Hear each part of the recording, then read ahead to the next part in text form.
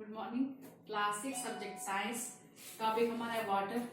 तो आज हम पढ़ेंगे वाटर साइकिल के बारे में। वाटर साइकिल को हम बोलते हैं हाइड्रोलॉजिकल साइकिल भी। तो biogeochemical cycle that involves the continuous circulation of water in the earth atmosphere system. Biogeochemical process क्या होता है? ये एक कॉन्टिन्यूअस प्रोसेस है, कॉन्टिन्यूअस सर्कुलेशन प्रोसेस है किसका? वाटर का, अर्थ से लेकर एटमॉस्फेयर तक। ठीक है, ये जो प्रोसेस है ये चलता रहता है, ये कॉन्टिन्यूअस होता है ये process. Of the money process involved in the water cycle the most important are. तो इसके जो अंदर बहुत सारे पॉइंट्स है, जो ये प्रोसेस है वाटर साइकिल का, इसमें जो है ये इंपॉर्टेंट पॉइंट्स जो है, evaporation, transfer of water from the surface of earth to the atmosphere. The principal source of water vapour is the oceans, but it is also occurs in the soil and snow। जो evaporation process है, ये क्या, जो इसका process होता है किसका? Water cycle का। जो इसमें फर्स्ट पॉइंट है evaporation, इसमें क्या होता है? जो वाटर जो है किसका ट्रांसफर होता है? वाटर का ट्रांसफर होता है। कैसे होता है? From the surface of earth, earth की जो सरफेस है, अर्थ से लेकर एटमॉस्फेयर, एटमॉस्फेयर का किसका ये ट्रांसफर होता है? वाटर का ट्रांसफर होता है अर्थ से लेकर एटमॉस्फेयर तक। लेकिन जो इसका प्रिंसिपल सोर्स क्या है वाटर का?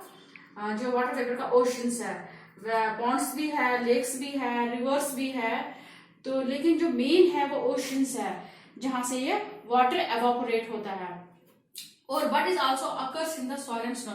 लेकिन ये सॉइल्स में भी होता है और स्नो में भी होता है, क्योंकि सॉइल में भी मॉइस्चर होता है और स्नो में, स्नो कहाँ पर? जहां पर हमारे पहाड़ ढके होते हैं स्नो से, वहां पर भी ये होता है, एवापोरेशन प्रोसेस होता है। तो नेक्स्ट आ गया condensation. The transaction process from the vapour state to the liquid state is called condensation. जो ट्रांजेक्शन होता है किसका? कंडेंसेशन का, from vapour state to the liquid state. जब ये क्या बोलते हैं इसको, जो वाटर वेपर होते हैं, जो ये किस फॉर्म में होते हैं? बहुत ही टाइनी फॉर्म में होते हैं। जब ये ऊपर आ जाते हैं तो हल्के हल्के से, फिर जब ये ऊपर आ जाते हैं तो हल्के, ये एक पूरा ड्रॉपलेट बन जाता है, बड़ा सा ड्रॉपलेट बन जाता है।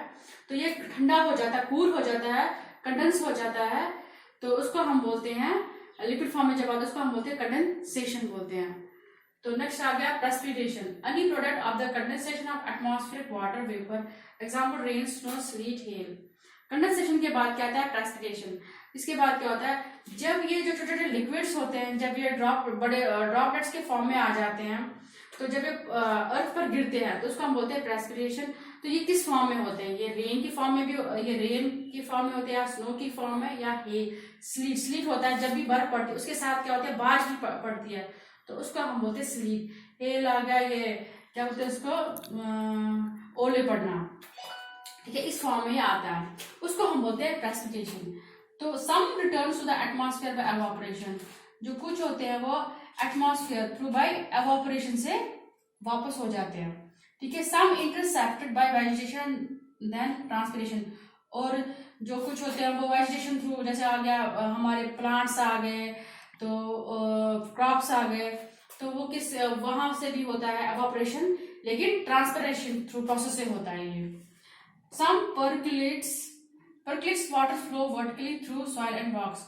जो कुछ जो परक्लेट्स होते हैं किससे होते हैं? ये वाटर जो हमारा फ्लो करता है, कैसे करता है? वर्टिकली थ्रू सॉइल में भी होता है, और कुछ ये सॉइल में भी चला जाता है और कुछ रॉक्स में भी चला जाता है।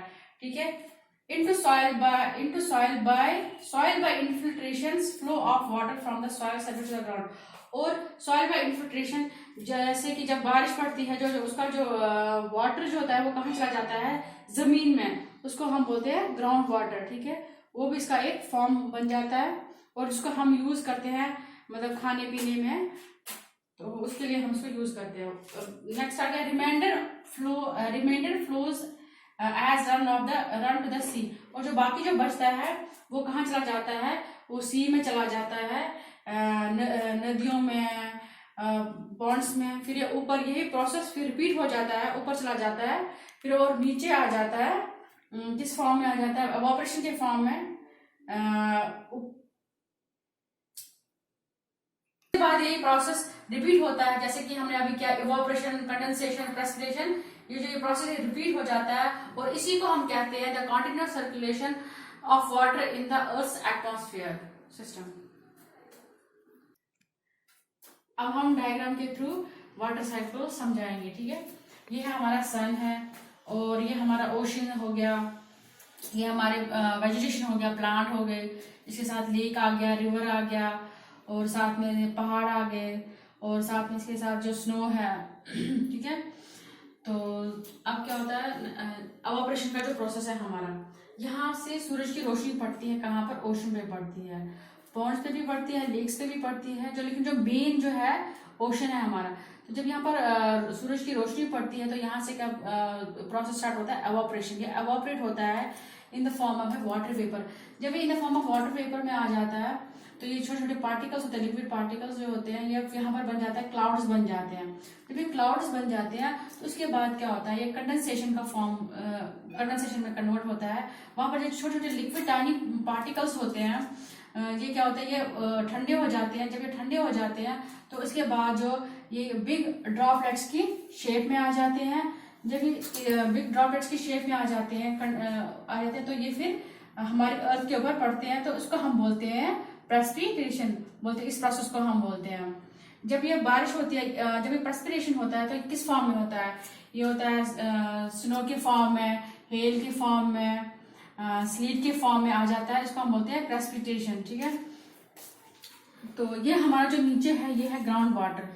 जो ये ग्राउंड वाटर है तो ये जमीन के नीचे होता है, जिसको हम आप यूज करते हो किसमें, जैसे ट्यूबवेल हो गया आपका, या कुआं हो गया, ठीक है।